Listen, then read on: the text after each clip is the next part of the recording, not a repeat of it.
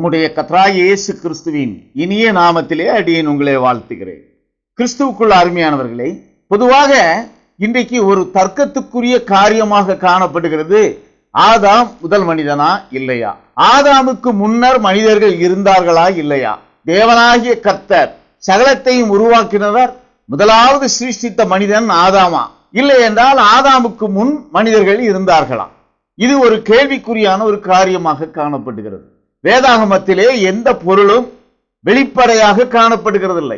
வேதத்திலே கொடுக்கப்பட்டிருக்கிற எந்த தீர்க்க தரிசனமானாலும் சரி, வேதத்திலே கர்த்தர் மறைத்து வைத்திருக்கக்கூடிய ரகசியங்களாகவே ஒவ்வொரு காரியமும் காணப்படுகிறது. அப்படி ரகசியங்களாக காணப்படக்கூடிய அந்த காரியங்களை கர்த்தர் அவைகளை எப்பொழுது வெளிக்காட்ட வேண்டும் என்று அவர் திட்டம் செய்திருக்கிறாரோ அப்பொழுது அவைகளை வெளிக்காட்டி வந்திருக்கிறார். ஒவ்வொரு காலத்திலும் இப்படியான கிரியைகளே நடந்து வந்திருக்கிறது. நாம் புறஜாதிகள், நாம் எப்படியாக புறஜாதிகள் என்று கணிக்கப்படுகிறோம்? நாம் ஒரு இஸ்ரவேலனாக பிறக்கவில்லை, நாம் இஸ்ரவேல் அல்லாத ஒரு ஜாதிக்குள்ளாக இருந்து நாம் பிறந்து வந்திருக்கிறோம். அப்படியாக இஸ்ரவேல் அல்லாத ஜாதிக்குள்ளாக நாம் பிறந்து வந்திருக்கிறபடியினால் நம்மை புறஜாதிகள் என்று வேதம் கூறுகிறது. அப்படி என்றால் புறஜாதி மற்றொன்று கர்த்தருடைய ஜாதி, கர்த்தரை தெய்வமாக கொண்ட ஜனம் என்று வேதம் சொல்கிறது. கர்த்தரை தெய்வமாக கொண்டிருக்கக்கூடிய ஒரு ஜனம் அது இஸ்ரவேலர்கள். இது பழைய ஏற்பாட்டு காலத்திலே சொல்லப்பட்ட காரியம். புதிய ஏற்பாட்டு காலத்திலே இயேசுவே கர்த்தர் என்று நாவுகள் யாவும் அறிக்கையிடும் என்று சாட்சியிடப்பட்டது போல இயேசு கிறிஸ்து என்ற நாமத்திலே விசுவாசம் வைத்ததின் மூலம் நாம் கர்த்தருடைய ஜாதியாக மாறி இருக்கிறோம். கிறிஸ்துவுக்குள் அருமையானவர்களே, ஆதாம் முதல் மனிதன் என்றே நமக்குள்ளாக போதிக்கப்பட்டிருக்கிறோம். ஆதாம் முதல் மனிதன் என்று எல்லா சபை காலங்களிலும் சாட்சியிடக்கூடிய ஒரு காரியமாகவே காணப்பட்டது. இன்றைக்கு சபை காலங்கள் நிறைவு பெற்றிருக்கிறது. 7 சபை காலங்களும் நிறைவு பெற்றிருக்கக்கூடிய வேளையிலே கர்த்தருடைய ஜனமாய் எண்ணப்பட்டிருக்கிற கிறிஸ்தவம் என்ற ஜனம் தான் பெற்றிருக்கிற கிருபையை அது நிறைவுக்குள்ளாக கொண்டு வர வேண்டும். கர்த்தருடைய ஜனம் என்று சாட்சியிட கிருபையை பெற்ற இஸ்ரவேலர்கள் அன்றைக்கு எப்படியாக கர்த்தருடைய ஜனம் என்ற நிலையில் இருந்து அவர்கள் மாறுபட்டார்களோ, அவர்கள் வேறு பிரிக்கப்பட்டார்களோ, அதே போலத்த ஒரு நிலை கர்த்தருடைய ஜனம் என்று சாட்சியிடப்படுகிற கிறிஸ்தவர்களுக்குள்ளாகவும் ஒரு நிறைவு வர வேண்டும். அப்படி நிறைவு வரக்கூடிய வேளையிலே கர்த்தர் அநேக ரகசியங்களை வெளிப்படுத்துவார். வெளிப்படுத்தின விசேஷத்திலே நாம் பார்க்கிறோம், 7ஆம் தூதனுடைய எக்கால சத்தத்தின் போது தேவ ரகசியம் நிறைவேறும். தேவ ரகசியம் என்பது 7வது சபைக்குரிய தூதனுடைய காலம் நிறைவேறும் பொழுது அது வெளிக்கொணரப்பட வேண்டும். அந்த தேவ ரகசியம் நிறைவு பெற வேண்டும். அப்படியாக நிறைவு பெறக்கூடிய அந்த தேவ ரகசியத்துக்குள்ளாக வேதாகமத்திலே முதலாவது மனிதனாக சொல்லப்பட்டிருக்கிற இந்த ஆதாமுடைய காரியங்களிலே கர்த்தர் எவைகளை அதற்கு முன்னரும் பின்னரும் திட்டம் பண்ணி இருந்தாரோ அவைகளும் சாட்சியிடப்பட வேண்டும். ஆதியாகமம் 1ஆம் அதிகாரம் 27வது வசனத்திலே நாம் பார்க்கிறோம், தேவன் தம்முடைய சாயலாக மனுஷனை சிருஷ்டித்தார், அவனை தேவ சாயலாகவே சிருஷ்டித்தார், ஆணும் பெண்ணுமாக அவர்களை சிருஷ்டித்தார். தேவன் தம்முடைய சாயலாக மனுஷனை சிருஷ்டித்தார். அப்படி தேவனுடைய சாயலாக சிருஷ்டிக்கப்பட்ட அந்த மனிதன் வார்த்தையின்படியாக 6ஆம் நாளிலே சிருஷ்டிக்கப்பட்டான். அப்படி சிருஷ்டிக்கப்பட்டவர்களை அவர் ஆணும் பெண்ணுமாக சிருஷ்டித்தார். இவர்கள் எப்படியாக சிருஷ்டிக்கப்பட்டார்கள்? இங்கே சொல்லப்பட்டிருக்கிறது, தேவனாகிய கர்த்தர் மனுஷனை பூமியின் மண்ணினால் உருவாக்கினார் என்று.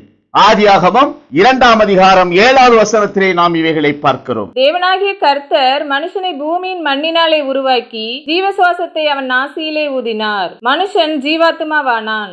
முதலாவது தேவன் வானத்தையும் பூமியையும் உருவாக்கினார். பூமியிலே மண் இருந்தது, அந்த மண்ணிலே தாதுக்கள் காணப்பட்டது.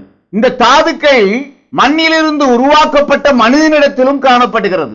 எப்படியாக இரும்பு என்ற உலோகம் பூமிக்கடியிலே இருக்கிறதோ அதே போலத்த ஒரு நிலை மனிதனுடைய சரீரத்திலும் இரும்பு ஒரு சத்தாக காணப்படுகிறது, கால்சியம் ஒரு சத்தாக காணப்படுகிறது. பூமிக்குள்ளே உப்புத்தன்மை இருக்கிறது, அந்த உப்புத்தன்மை மனிதனுடைய சரீரத்திலும் இருக்கிறது. இப்படியாக பூமிக்குள்ளாக மணலிலே இருக்கக்கூடிய அந்த நிலை மனிதனுடைய அந்த சரீரத்திலும் வந்திருக்கிறது. இவை சாட்சியிடுகிறது மனுஷனை அவர் பூமியின் மண்ணினால் உருவாக்கினார் என்று. இந்த மண்ணிலே காணப்படுகிற தன்மைகள் யாவும் மனிதனுடைய மாம்ச சரீரத்திலும் காணப்படுகிறது. மனிதனுடைய சரீரம் மாத்திரமல்ல, எல்லா உயிரினங்களும் பூமியின் மண்ணினாலே உருவாக்கப்பட்டது என்று வேதம் இங்கே சாட்சியிடுகிறது. ஆதியாகமம் 2ஆம் அதிகாரம் 19வது வசனத்திலே நாம் இவைகளை பார்க்கிறோம். தேவனாகிய கர்த்தர் வெளியின் சகலவித மிருகங்களையும் ஆகாயத்தின் சகலவித பறவைகளையும் மண்ணினாலே உருவாக்கி ஆதாம் அவைகளுக்கு என்ன பெயரிடுவான் என்று பார்க்கும்படி அவைகளை அவனிடத்தில் கொண்டு வந்தார். அந்தந்த ஜீவஜந்துக்கு ஆதாம் எந்தெந்த பெயரிட்டானோ அதுவே அதற்கு பெயராயிற்று. மண் மாமிசமும் இரத்தமும் கலந்திருக்கக்கூடிய ஒரு சரீரத்தை உருவாக்குகிறது. மண்ணான இந்த சரீரத்துக்குள்ளாக மாமிசமும் இரத்தமும் இருக்கக்கூடிய ஒரு நிலை மனிதன் தேவனுடைய சாயலிலே சிருஷ்டிக்கப்பட்ட ஒரு நிலையாக காணப்படுகிறது.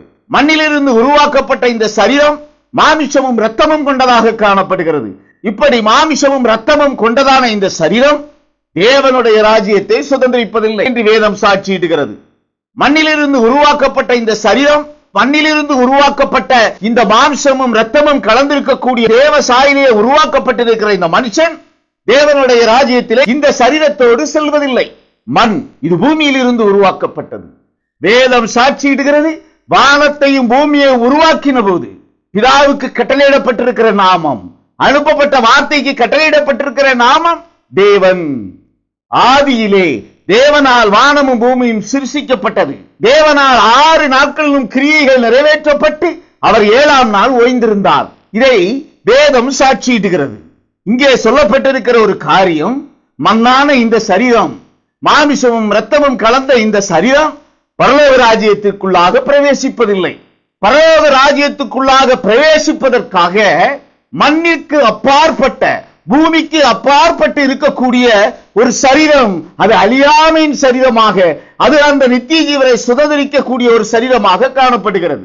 அப்படி என்றால் இந்த மண்ணிலிருந்து உருவாக்கப்பட்ட இந்த மனிதனுக்குள்ளாக அழியாமைக்குரிய ஒரு சரீரம் காணப்பட வேண்டும், அழியாமைக்குரிய ஒரு நிலை காணப்பட வேண்டும். அப்படி அழியாமைக்குரிய நிலையே வேதம் உள்ளான மனிதனாகிய ஆத்துமா என்று சாட்சியிடுகிறது. எபிரேயர்களின் நிருபம் 2ஆம் அதிகாரம் 14வது வசனத்திலே நாம் பார்க்கிறோம். ஆதலால் பிள்ளைகள் மாம்சத்தையும் இரத்தத்தையும் உடையவர்களாயிருக்க அவரும் அவர்களைப் போல மாம்சத்தையும் இரத்தத்தையும் உடையவரானார். மரணத்திற்கு அதிகாரியாகிய பிசாசானவனை தமது மரணத்தினாலே அழிக்கும்படிக்கும் நாம் பார்த்தோம். மாமிசமும் இரத்தமும் தேவனுடைய ராஜ்யத்துக்குள் பிரவேசிப்பதில்லை. ஏனென்றால் மண்ணிலிருந்து மாமிசமும் இரத்தமும் கொண்ட இந்த சரீரம் உருவாக்கப்பட்டிருக்கிறது. மாமிசமும் இரத்தமும் கொண்ட இந்த மண்ணினால் உருவாக்கப்பட்ட இந்த சரீரம் பரலோக ராஜ்யத்துக்குள் பிரவேசிக்காது.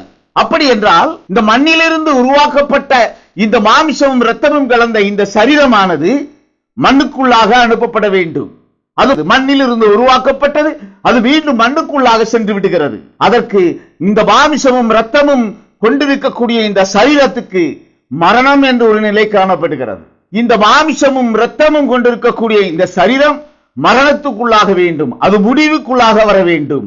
இப்படி மாமிசமும் இரத்தமும் கொண்டிருக்கக்கூடிய இந்த சரீரத்தை முடிவுக்குள்ளாக கொண்டு வருவதற்காக அங்கே ஒருவன் அதிகாரம் பெற்றவனாக வீற்றிருக்கிறான். அவன் இந்த பூமியின் ஆளுமைக்குரியவன். ஏனென்றால் இந்த பூமியின் மண்ணினாலே மாமிச சரீரம் உருவாக்கப்பட்டது.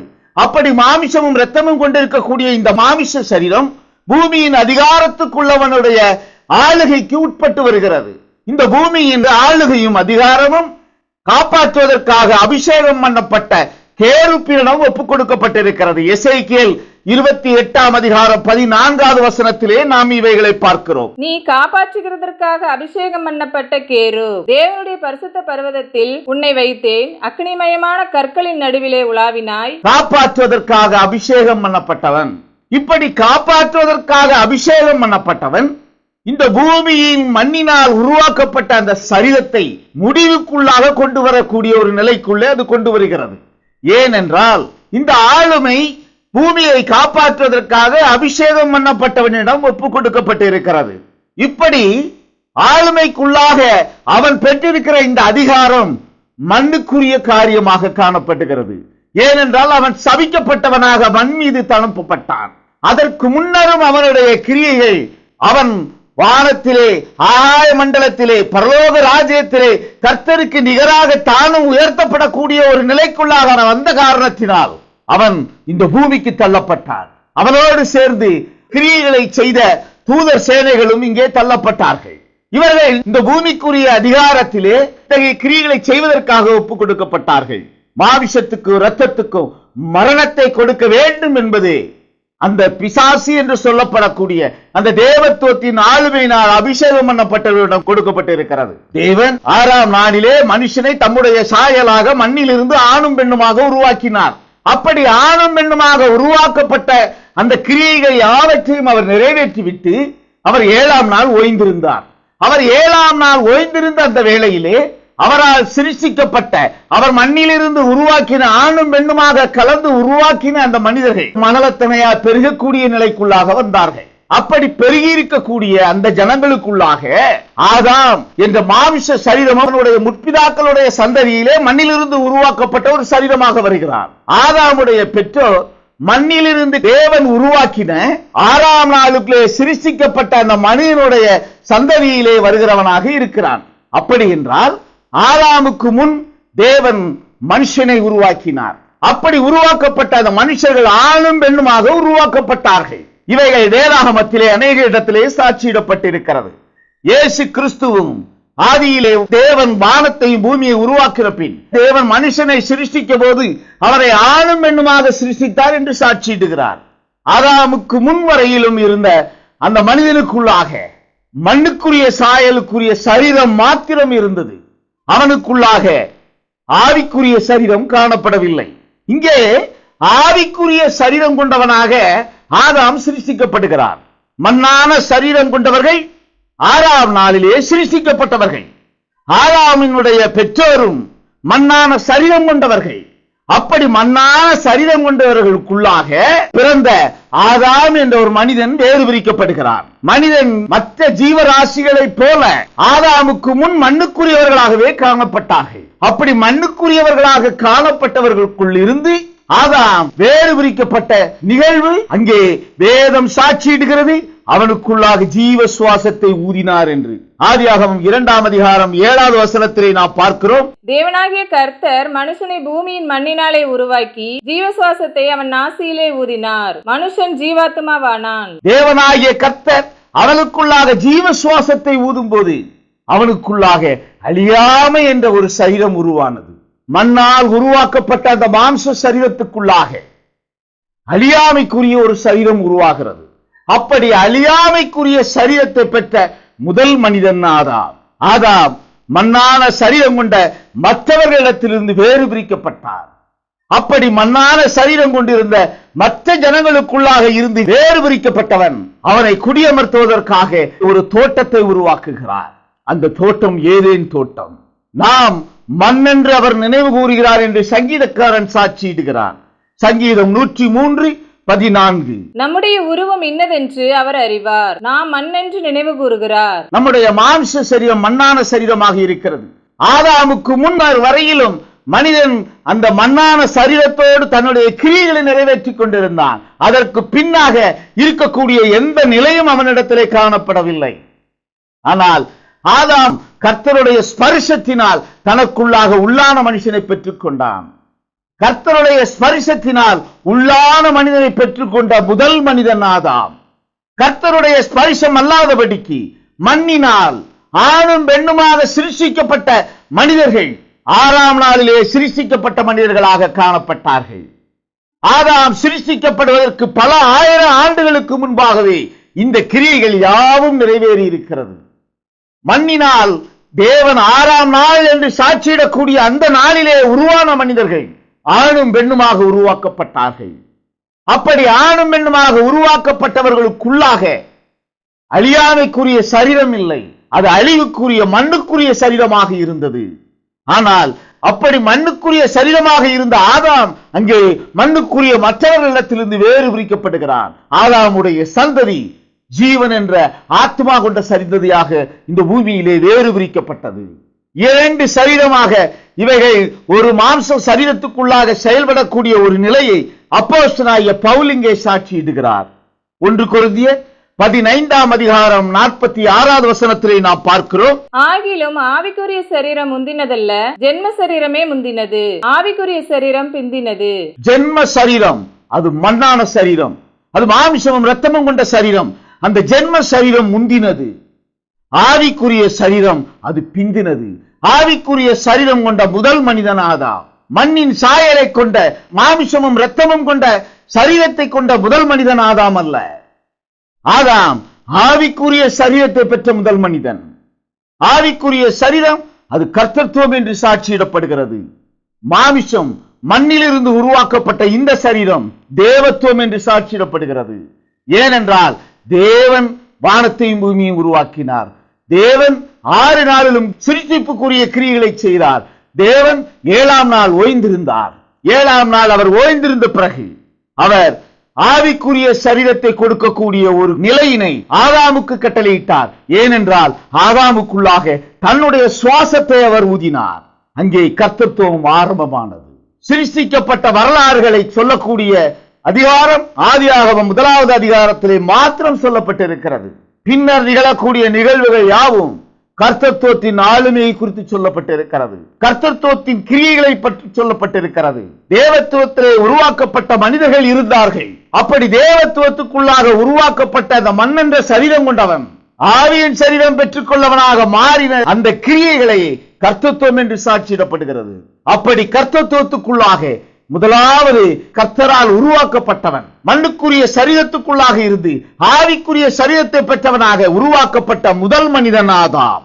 ஆதாம் என்ற மாம்ச சரீரம் மண்ணுக்குரிய சாயலை கொண்டிருக்கக்கூடிய மற்ற ஜனங்களில் இருந்து வேறு பிரிக்கப்படுகிறார். வேறு பிரிக்கப்பட்டவனுக்குள்ளாக ஆவிக்குரிய நிகழ்வு அங்கே நிகழ்கிறது. அப்பொழுது அந்த மண்ணான சரீரம் கொண்ட ஆதாமுக்குள்ளாக அழியாமை என்ற ஆவியின் சரீரம் உருவாயிற்று. ஆவியின் சரீரம் பெற்ற முதல் மனிதன் ஆதாம். மண்ணான மாமிசமும் இரத்தமுமான சரீரத்தை கொண்ட முதல் மனிதன் ஆதாம் அல்ல. அவர்கள் ஆதாமுக்கு முன்பாக பல 1000 ஆண்டுகளுக்கு முன்பாகவே சிருஷ்டிக்கப்பட்டார்கள். கிறிஸ்துவுக்குள் அருமையானவர்களே, தேவத்துவம் முந்தினது, கர்த்தத்துவம் பிந்தினது. தேவத்துவத்தின் கிரியைகள் அழிவுக்குரிய கிரியைகள். அவை யாவும் ஒரு நாள் அழிந்து போகும். வானமும் பூமியும் தேவனால் உருவாக்கப்பட்டது. வானமும் பூமியும் ஒரு நாள் அழிந்து போகும். தேவத்துவத்தின் கிரியைகள் யாவும் அழியக்கூடிய ஒரு நிலை.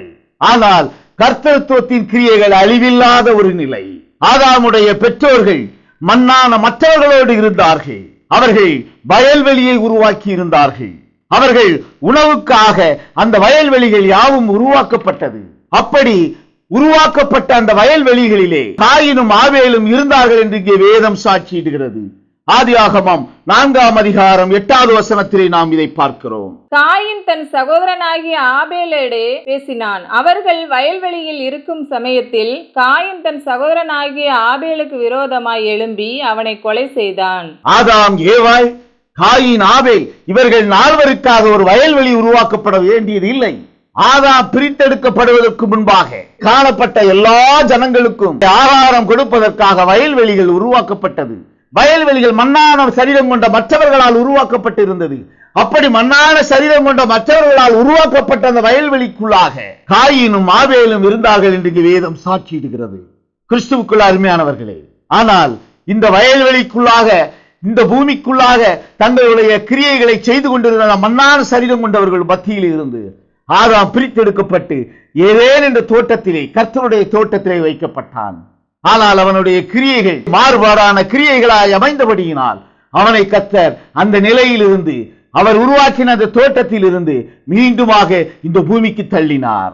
கிறிஸ்துவுக்குள் அருமையானவர்களே, ஆதியாகமம் 4ஆம் அதிகாரம் 15வது வசனத்திலே நாம் பார்த்தோமே என்றால், அப்பொழுது கர்த்தர் அவனை நோக்கி, காயினை கொல்லுகிற எவன் மேலும் 7 பலி சுமரும் என்று சொல்லி, காயினை கண்டுபிடிக்கிறவன் எவனும் அவனை கொன்று போடாதபடிக்கு கர்த்தர் அவன் மேல் ஒரு அடையாளத்தை போட்டார். காயினை கொல்கிற எவன் மேலும் 7 பழி சுமரும் என்று இங்கே சொல்லப்பட்டிருக்கிறது. ஆதாமிடமிருந்து அவன் அங்கே வேறு பிரிக்கப்பட்ட நிலையிலே அவன் எவன் என்று இங்கே சாட்சியிடப்பட வேண்டிய அவசியம் இல்லை.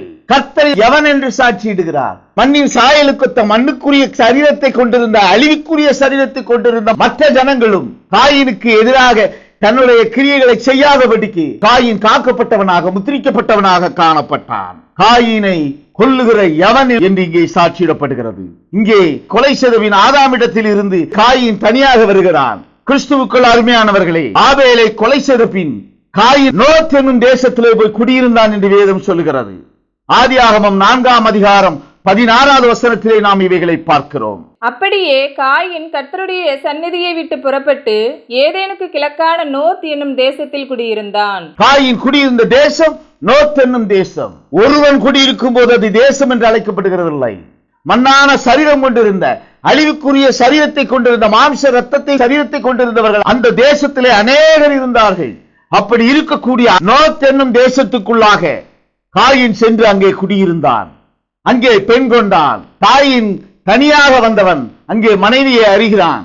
அவன் மனைவியை அறிந்த பின் அவனுக்கு ஒரு குழந்தை பிறக்கிறான். அந்த குழந்தைக்கு ஏனோக்கு என்று பெயரிடுகிறான்.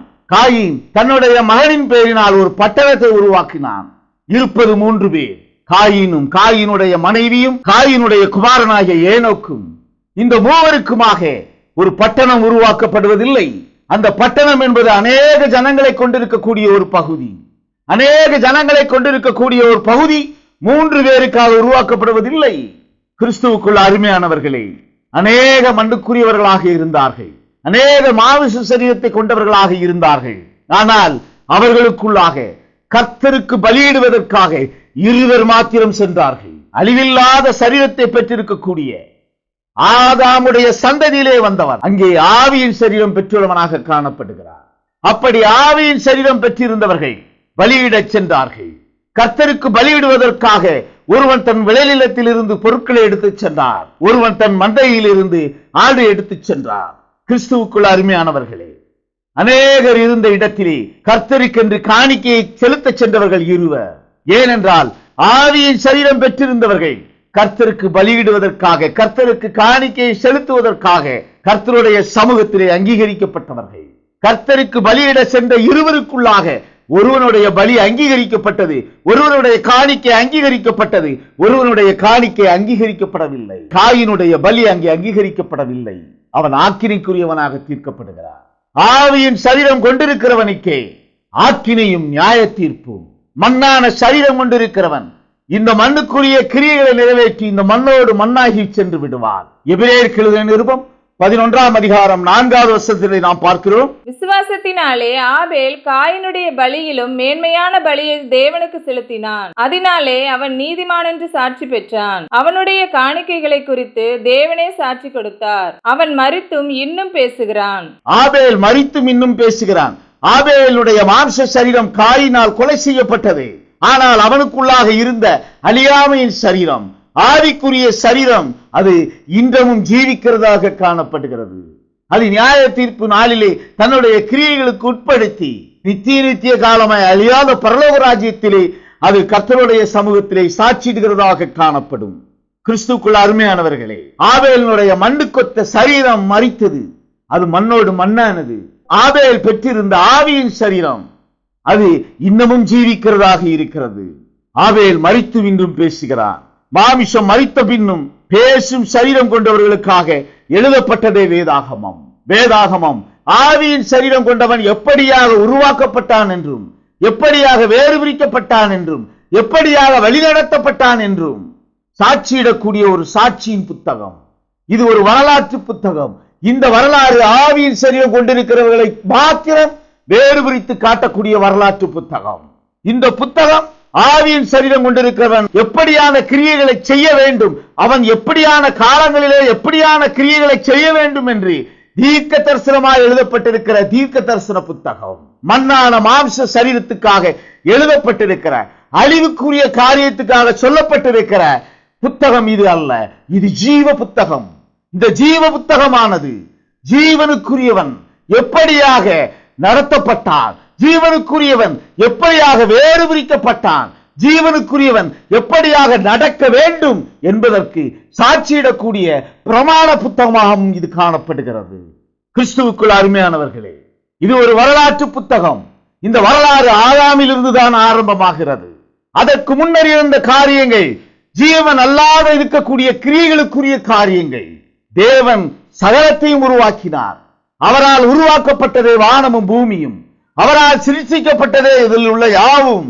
ஆனால் அப்படி சிருஷ்டித்த அவர் அழியாமையின் சரீரம் கொண்டவனாக மண்ணுக்குள்ளாக இருந்த அந்த மனிதனுக்குள்ளாக இருந்து ஒரு பிரிவை தேர்ந்தெடுக்கிறார். அது தன்னுடைய ஜனமாக தன்னோடு இருக்க வேண்டும் என்பதற்காக அவர் இத்தகைய கிரியைகளை கர்த்தத்துவத்திலே செய்து வருகிறார். கர்த்தத்துவத்தின் கிரியைகள் ஆரம்பமானது பூமியும் வானமும் சிருஷ்டிக்கப்பட்டு அநேக 1000 ஆண்டுகளுக்கு பின். இன்னும் அநேக 1000 ஆண்டுகள் இந்த பூமியும் வானமும் இருக்க போகிறது. ஆனால் கர்த்தத்துவத்தின் கிரியைகள் நிறைவேறிவிடும். கர்த்தத்துவத்தின் கிரியைகள் பூமியின் கடைசி பரியந்தமும் வராது. கர்த்தத்துவத்தின் கிரியைகள் இடைநிலையிலே ஆரம்பமாகி இடைநிலையிலே முடிந்து போகும். ஆனால் தேவத்துவத்தின் ஆளுமை இந்த பூச்சக்கரத்தை பறந்து விரிந்து இந்த வானமும் பூமியும் அழியும் வரையிலும் தன்னுடைய கிரியைகளை நிறைவேற்றும். கிறிஸ்துவுக்குள் அருமையானவர்களே, நாம் நமக்குள்ளாக ஆவியின் சரீரம் என்ற அழியாமையின் சரீரத்தை பெற்றிருக்கிறோம். இது கர்த்தர் மண்ணான மற்ற ஜனங்களிலிருந்து நம்மை வேறு பிரித்ததற்காக கொடுக்கப்பட்டிருக்கிற அடையாளம். கர்த்தர் நம்மை வேறு பிரித்து கொடுக்கப்பட்டிருக்கிற முத்திரை. இது அவருடைய ஜனம் என்ற முத்திரை, தனக்கு சொந்த ஜனம் என்று முத்திரை. மண்ணான சரீரம் மண்ணோடு சென்றுவிடும்.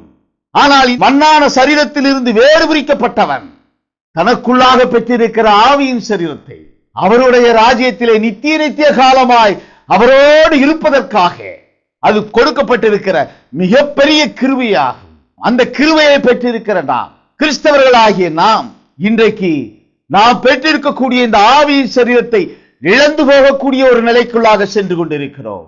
இந்த ஆவியின் சரீரம் இழந்து போகக்கூடிய வேளை மீண்டுமாக இஸ்ரவேலர்கள் கர்த்தருடைய ஜனமாக போகிறார்கள், அவருடைய ஜனமாக போகிறார்கள். எப்படி மண்ணுக்குரிய சரீரமாய் இருந்து மண்ணோடு மண்ணாக ஆவியின் சரீரம் இல்லா நிலையிலே புறஜாதிகளாக நாம் இருந்தோமோ அதே நிலைக்குள்ளாக மீண்டும் இந்த புறஜாதி வரப்போகிறது. அந்த கிரியைகள் நாள் ஆரம்பமாவதற்கு முன்பாகவே அந்த ஆவியின் சரீரத்தை கட்டளையிட்டிருக்கிற பிரமாணத்தின் மூலம் காத்து கொண்டும் பரலோக ராஜ்யத்துக்குள்ளாக பிரவேசிக்கிறவர்களாக நம்முடைய கிரியைகளை நாம் நிறைவேற்ற நமக்கு கர்த்தர் கிருபையை தருவாராக. தேவ சமூகத்திலே நம்மை ஒப்புக் கொடுப்போம். கர்த்தர் பெரிய காரியங்களை செய்வார். ஆமென், ஆமென், ஆமென்.